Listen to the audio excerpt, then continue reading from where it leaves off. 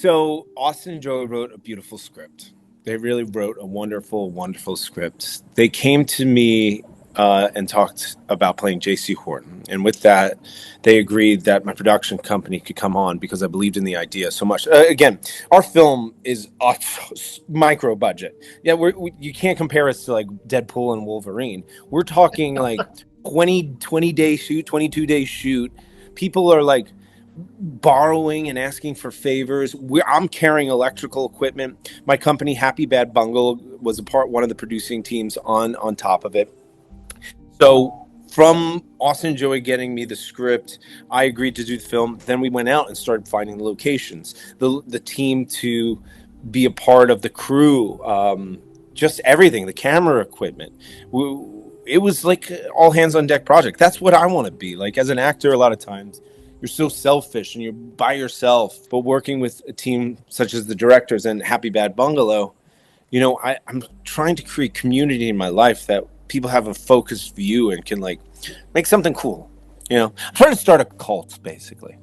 Don't quote me on that. I think the point of art is to pose questions such as this and reflect on like what society is doing and what it is.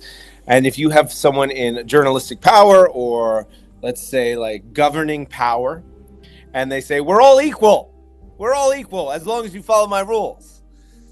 I think that is the kind of the fun key of this movie is like the hypocrisy of some people, especially when societal norms break down, the confrontation of being like, oh, you're just full of shit, you know? So I think that's what I love about this movie is exploring the hypocrisy of people that are toting the flag that like all inclusive, everything's great as long as it doesn't affect me, you know. Well, I propose the question back to you actually. Who's the villain in your opinion? You know what the funny thing is? Obviously, Monk is not the cuddly, warm, friendly guy. But when you look at JC, he's such a douchebag, right? It's such a narcissist. But then he should be smart enough to understand what he's doing is completely fraudulent, right? Yeah, I agree. I also think this is what I love about art is that it challenges us to ask if we are in the same position. No one's a villain in their own story.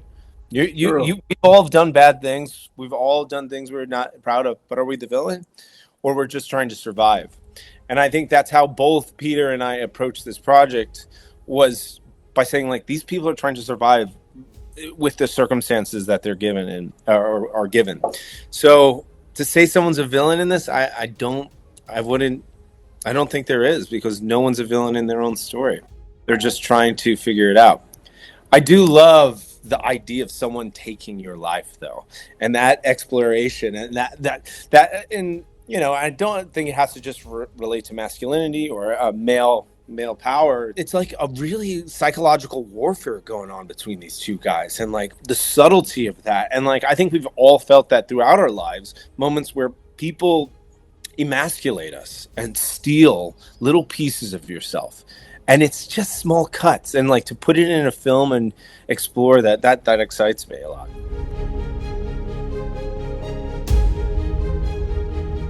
It's a mixture. It was kind of always in the script, but at the same time, working with such an intimate team in a small film, and like to create something like this on the budget we had, a period piece especially, is such a feat in itself. I can't tell you. But like the meat analogy is, it's like, how low did he have to go? It's like it was a manifestation of the depths he had to go to crawl on the ground as an animal and get off the high horse to come back up, basically. I remember when I was very young and I saw Peter Sarsgaard the first time, like in like Garden State. Honestly, it's an honor to work with people like that. It's just share time. We only have a limited time on this world, and to gain a friend after something like this, that's the kind of the best gift you could do. Right? And there's not like a potion or secret sauce or whatever. It's just, I don't know. He's a good man with a great heart, and I feel blessed to call him my friend now. No, I think it's a great set piece and a comment. Like for me, like I understand that the set piece of the film is the pandemic situation. I don't think it's about that. I more think it's about what happens when someone is toting a hypocrite is toting that we are all equal and society breaks down, and once you're not in my set of rules or how the system works, like the social structure is broken, like who's really in charge? And I love that conflict there. I guess you're right. Sorry to cut you off, man. I apologize. But honestly, No. what I do want to say, I want to get this in here, is that, I really appreciate you taking the time to write an article and help this small film get out there. Like, that is the greatest gift I could ask for. And, like, I'm so grateful for you just supporting it and, writing what you will write about it. It's awesome. Like the independent world needs champions like you to get the word out about these films. Again, we can't compare to a Deadpool Wolverine. We don't have the budget, but like that is what we all fell in love with. It's like these human stories when we got into film. What I want to do as an actor, my cousin has these tattoos on his wrists, and it's in Latin, and it says, I want to experience the world as far as it extends. And the truth is, I think the human journey takes so many forms. We're all going through it. There's great set pieces that I've not got to see or play or experience, and I just personally am hungry just to learn more about people.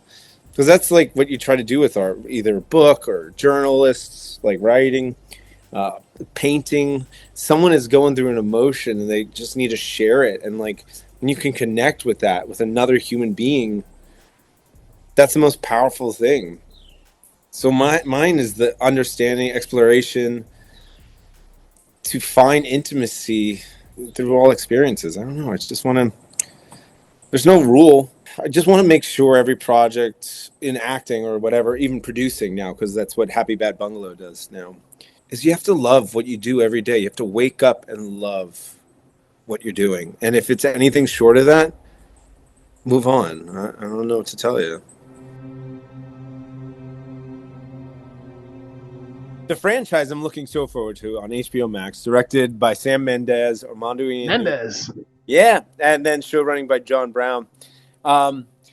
It's actually a satire. It's basically, think of like an office-based comedy, but it's behind the scenes of making a superhero movie.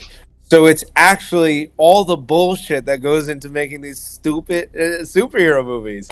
And the gift that project has given me was to let me laugh at myself again. Be like, oh, you're a moron, Bill. You are just having fun. And like the cast, the crew, the directors, we're able to laugh at ourselves again, because it is so silly sometimes what we're doing, especially in these like big superhero movies that, they're kind of, are they dying? I don't know. Deadpool, Wolverine didn't make it seem that way, but it's this thing that's like oversaturated, and yeah, it's just funny to laugh at yourself. That's the thing. We're all like the craziness that goes into making a movie. Lilo Stitch specifically, like, I mean, Ohana, it's about family. What I've craved as an older man now is community and family, and like going into jobs with people I care about working with every day. And Lilo Stitch is that gift. And like, I got into, I always loved movies growing up, but never realizing I would get into it. But it gives you those moments to dream when you're a kid. And that's why I love doing like those. I did Spy Kids, Aladdin. I like doing those movies, because hopefully it gives some kid out there from anywhere, just like makes them smile, share a moment with family, parents. Just gives them a memory.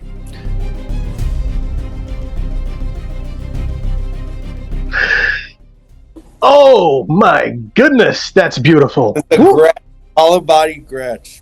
Oh, This is, yeah, beautiful.